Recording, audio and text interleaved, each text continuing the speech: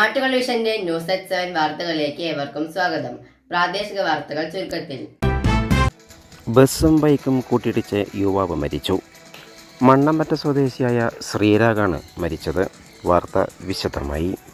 ശ്രീകൃഷ്ണപുരം മണ്ണമ്പറ്റ കുളക്കാട്ടുകുറിച്ചി ചുള്ളിയോട്ടിൽ വീട്ടിൽ നാരായണൻകുട്ടിയുടെ മകൻ ശ്രീരാഗ് ഏലംകുളം പെരുമ്പാറയിലുണ്ടായ വാഹനാപകടത്തിൽ മരിച്ചു. ശനിയാഴ്ച രാവിലെയാണ് അപകടമുണ്ടായത്. തുടർന്ന് പെരിന്തൽമണ്ണയിലെ ആസ്പത്രി എത്തിച്ചെങ്കിലും ജീവൻ രക്ഷിക്കാനായില്ല.